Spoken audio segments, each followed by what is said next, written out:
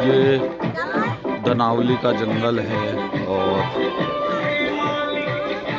पुराने टाइम में बताते हैं यहाँ पे कि गांव पूरा ज़मीन के अंदर धंस गया था। मौनी बाबा ने इस जगह को दोबारा से स्थापित किया। आप देख सकते हैं यहाँ पे कांवड़ियों का जमावड़ा पूरा है, पूरे लोग आते हैं यहाँ पे। ये उनकी समाधि बनी हुई है यहाँ पे। तो रात्रि में विश्राम करने की हर प्रकार की व्यवस्था है।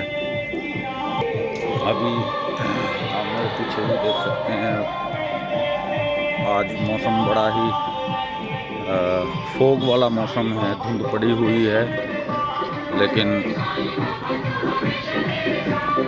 आनंद आ रहे हैं। आज हमारी यात्रा का अंतिम दिन है, हम आज अपनी यात्रा पूरी कर लेंगे।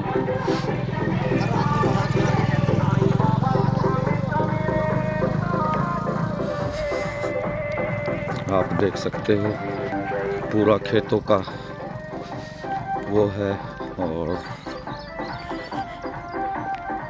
बिल्कुल एकदम सुनसान है चारों तरफ, कोई आसपास में गांव शहर नहीं है यहाँ पे। तो हम लोग रात्रि में यहाँ पे आए थे। भक्तजनों देखो, यात्रा करने का अपना ही एक महत्व है। आज महाशिवरात्रि के उपलक्ष्य में मैं सभी के लिए भगवान भोलेनाथ से प्रार्थना करता हूँ कि सबके जीवन में खुशियाँ भरे दिन आए, हर कोई सुख समृद्धि से रहे, किसी प्रकार की उनको कोई दुख मुसीबत ना हो। और प्रतिदिन हमें भगवान का धन्यवाद करना चाहिए कि उन्होंने एक हमें नया दिन दिया, नई सुबह दिखाई। आप लोग भी जानते हैं, न जाने कितने लोग होंगे जो रात्रि के टाइम सोए और सुबह का दिन नहीं देख पाए, लेकिन उस परमपिता परमेश्वर की असीम कृपा है कि हम जो है आज का सुंदर दिन देख पाए हैं। ये नहर है, अभी इसमें पानी तो नहीं आ रहा है, लेकिन हाँ, यहाँ पे भी एक शिविर लगा हुआ है, बहुत पुराना वृक्ष लग रहा है। तो आप देख सकते हैं आज फोग बहुत ज़्यादा है, तो लेकिन यात्रा का आनंद है, क्योंकि अगर ठंड होती है तो अच्छा रहता है चलने में, क्योंकि गर्मी में थोड़ा सा आप लोग समझते हो कि मतलब थोड़ी दिक्कत होती है। बाकी बहुत ही आनंद आया यात्रा में, भगवान भोलेनाथ ने अच्छे से यात्रा पूरी करवा रहे हैं। आप लोग भी कभी आओ भोलेनाथ के दर्शन। आप देखो कितना मतलब सूर्य दिख रहे हैं, लेकिन बहुत हल्के हल्के दिख रहे हैं और फॉग बिल्कुल एकदम चारों तरफ छाया हुआ है, कोहरा। और मेरे जो साथी लोग हैं वो थोड़ा आगे निकल गए और मैं थोड़ा पीछे रह गया, लेकिन मैं थोड़ी देर में उनको कैच कर लूँगा। आप लोग देखो बिल्कुल एकदम सुनसान होता है। जो महाशिवरात्रि आती है फागुन के महीने में, मोस्टली ये फरवरी के मिड में या मार्च के फर्स्ट वीक में ये हर साल। तो सावन में आप लोगों ने देखा होगा कि भक्त लोग बहुत ज़्यादा आते हैं, और मैं उसमें तो नहीं आता हूँ। मैं हमेशा ही आता हूँ ये जो फागुन में आती है, अभी फरवरी और मार्च के दौरान शिवरात्रि। इसमें क्या है कि आपको हर जगह दर्शन भी अच्छे से हो जाते हैं, आप अपनी पूजा अच्छे से कर पाते हो, साफ़ सफाई का भी विशेष ध्यान रखा जाता है और भीड़ नहीं होती है। और मुझे भीड़ में जाना थोड़ा अच्छा नहीं लगता तो इन दिनों में थोड़ा ठीक रहता है। बाकी नाइट में हम लोग चल नहीं पाते, क्योंकि बिल्कुल एकदम जंगल वाला रास्ता होता है तो थोड़ा अनसेफ भी होता है, इसलिए टाइम से ही चलना पड़ता है और टाइम से ही रुकना पड़ता है। हम लोगों ने अपने छोटे छोटे पड़ाव बनाए होते हैं। और सुबह को जैसे हमने सोमवार हम चले थे वहाँ से 15 तारीख में, तो पहले हमारी मंजिल आई थी मंगलोर। अराउंड हरिद्वार हर की पौड़ी से 50 किलोमीटर के आसपास का डिस्टेंस हमने एक दिन में तय किया। अगले दिन मंगलोर से हम मुजफ्फरनगर धर्मशाला में पहुँचे, शिव चौक पे, और वो भी 45 किलोमीटर का डिस्टेंस रहा। और तीसरे दिन यानी कल पिछले दिन जो है, हम मुजफ्फरनगर से चल के और ये धनावली उज्जड़ खेड़ा में आए। ये भी लगभग 45 किलोमीटर के आसपास का डिस्टेंस हम लोगों ने तय किया। हम सुबह जल्दी उठते हैं और 7 बजे 6 बजे जैसा भी, क्योंकि शरीर भी थक जाता है तो कई बार उतना जल्दी उठ नहीं पाते, और शाम को पहुंचते पहुंचते थोड़ा टाइम लगता ही है, थकान भी हो जाती है, तो फिर देर से उठा जाता है, आप लोग समझ सकते हैं। और भक्तों, भगवान की आराधना आस्था करने में जो आनंद है ना, वो अलग ही है। वो मैं अपने शब्दों से बयान नहीं कर सकता हूँ। बाकी क्योंकि आस्था में कोई सवाल नहीं कर सकते, ना उठा सकते हैं। सबका अपना अपना एक दृष्टिकोण हो सकता है इस बारे में। कुछ लोग बोलते भी हैं कि पैदल जाते हैं आते हैं, क्या होता है। वो तो वही वाली बात है भक्तों के, एक व्यक्ति जिसने कभी मीठा नहीं चखा है ना, उसको आप मीठा दो और जब वो खाए उससे पूछो कि कैसा स्वाद लगा, बताओ उसको कि ये आम जैसा मीठा। अब उसने कभी आम खाया ही नहीं, कभी मीठा, उसको बोलो रसगुल्ले जैसा, कि रसगुल्ले जैसा मीठा है, वो नहीं समझ पाएगा। तो ये भक्ति की बातें हैं, और भक्ति की बातें जो है ना, किसी किसी को ही समझ में आती है। मेरे हिसाब से तो ऐसा लगता है, हर कोई शायद ना समझ पाए। ये मेरा अपना दृष्टिकोण है। तो बाकी मेरे साथ वाले भोले वो दूर आगे मेरे को दिखाई देने लगे हैं। तो हम लोग चले जा रहे हैं, अभी यहाँ से चलेंगे तो आज का हमारा जो डिस्टेंस है वो भी 25 किलोमीटर के आसपास का है। हमारा टारगेट है कि हम उसे 1 बजे तक कंप्लीट कर देंगे। बाकी खुला ऐसे शहर में तो ये चीज़ें देखने को बिल्कुल मिलती नहीं है। गांव में का जो है उसमें देखो आप, कितना एकदम इतनी प्यारी सुगंध ऐसी आ रही है ना, कोई पोल्यूशन नहीं है यहाँ पे किसी प्रकार का भी, और ट्रैफिक भी नहीं है कोई, क्योंकि हम ट्रैफिक वाले हाईवे से और उससे तो नहीं आ रहे हैं। हम लोग जो है गाँव के और जो जंगल वाला रास्ता होता है उसी से आते हैं, क्योंकि थोड़ा सा हमें पड़ता है कि डिस्टेंस कम हो जाए, हमारी जो यात्रा है उसकी दूरी कम हमें पड़े, तो इसलिए हम लोग शॉर्ट रास्ते को ही चुनते हैं। और लगभग मेरे को आते हुए हो गया है 1995 से मैं लेके आ रहा हूँ ये कांवड़, और मुझे बड़ा आनंद आता है।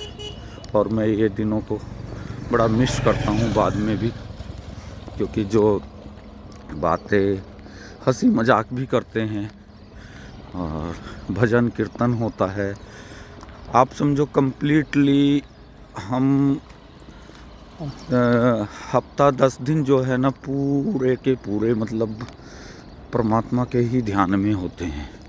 हर टाइम हमें और कुछ नहीं, बस मुंह से जयकारे ही निकलते हैं, बोल बम के नारे निकलते हैं। इसके अलावा हमारे मन में कुछ आता ही नहीं है। आप समझ सकते हो, मतलब आएगा ही नहीं, क्योंकि वातावरण ही इस प्रकार का बन जाता है कि कुछ और सूझता ही नहीं है। ना कोई फ़ोन आना, ना कोई आते हैं फ़ोन ऐसे घर परिवार से, दोस्तों के, लेकिन हम वो सब इग्नोर कर देते हैं कि कोई नहीं, बाद में देखेंगे। जो है ना, ये सरसों की फसल आप देख सकते हो, और दूर जो है गन्ने की फसल है। यहाँ पे गन्ना बहुत ज़्यादा होता है, तो आनंद बड़ा आता है। और हमारे ग्रुप में इस बार 11 लोग हैं और एक छोटा बच्चा भी है। और एक सबसे बड़े भोले जो हैं वो जगबीर भोले हैं, मैं मिलवाऊंगा उनसे आपको। और बड़े ही सुंदर भजन जब वो गाते हैं तो वाह वाह क्या बात है। मतलब बड़े ही मतलब रोमांचकारी और मतलब मनोरंजनकारी व्यक्ति हैं, और सहनशीलता उनके अंदर बहुत ज़्यादा है। और हर टाइम मतलब हंसमुख उनका चेहरा है, हंसते ही रहते हैं और सबको हंसाते रहते हैं, और बोलते हैं कि बस कुछ नहीं रखा है संसार में, अपना ईमानदारी से मेहनत से अपना काम करते रहो, मंजिल आपको मिल ही जाएगी, प्रभु का ध्यान रखो। तो अभी हम एक ये हाईवे है, मुझे एग्जैक्ट नहीं पता अभी ये कौन से वाला हाईवे है। ये हाईवे से हम क्रॉस करेंगे, और ये जो नहर है, अब लगातार हम इस नहर के ऊपर ही चलते जाएंगे, क्योंकि आज का जो दिन है हमारा वो इस नहर के साथ साथ ही कल से स्टार्ट हुआ, और आज ये नहर के साथ ही हमारा यात्रा कंप्लीट होएगी। क्योंकि ये नहर पूरा महादेव के पास तक ही जा रही है, उसके आगे भी जारी होगी, बट मुझे नहीं पता कि आगे किधर जा रही है। तो क्योंकि अभी मोदी सरकार ने बहुत सारे हाईवे बना दिए हैं, तो ये हाईवे कहाँ से निकला है, क्योंकि पहले जब हम आए थे तो काम चल रहा था, पता नहीं चल रहा था कि कहाँ से निकलेगा, कैसे क्या है। लेकिन इस बार जो है, और उत्तर प्रदेश सरकार योगी जी के उसमें ये देख रहे हो आप, हर जगह जगह पे पुलिस की भी सुविधा है, और हर टाइम पे मतलब जो है उनका वो राउंड लगाती रहती है। ये हाईवे है, तो रात्रि में कुछ कावड़ियाँ जो है वो चलते हैं, तो उनके लिए मतलब प्रशासन की तरफ से विशेष प्रकार की सुविधाएं दी गई हैं। 112 नंबर करके एक गाड़ी इन्होंने मतलब रखी हैं, जो आप उनको कॉल करो इमरजेंसी में तो 15 से 20 मिनट में, 10 मिनट में वो अवेलेबल हो जाती हैं। और जो भोले पीछे जिक्र कर रहा था, तो जगबीर भोले ये हैं साथ में ही, और बड़े हंसमुख। और ये छोटे भोले जिनका मैं बता रहा था आप लोगों को पीछे, तो ये छोटे भोले, तो वीर भोले जो हैं मतलब बड़े ही हंसमुख स्वभाव के हैं, और हमेशा हंसते रहते हैं और हंसाते रहते हैं। पहले भी मैंने आप लोगों को इनका वीडियो दिखाए हैं।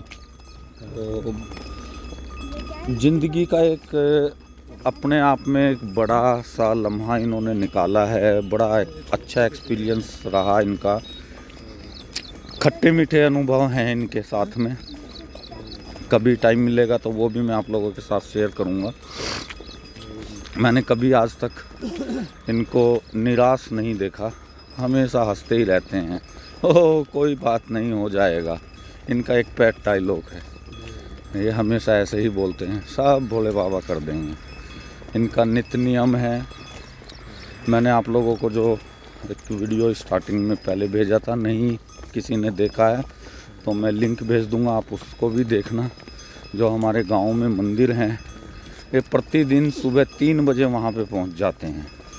नहाएंगे, नहाना और बाकी चीज़ करने के बाद में एकदम 4 बजे जो है ना शंख बजाते हैं ये वहाँ पे मंदिर में। और पुराणों में, शास्त्रों में और वैज्ञानिक भी इस चीज़ को मानते हैं कि जिस जगह पे शंख बजता है वहाँ पे नेगेटिव एनर्जी नहीं होती है, पॉजिटिव एनर्जी का संचार होता है।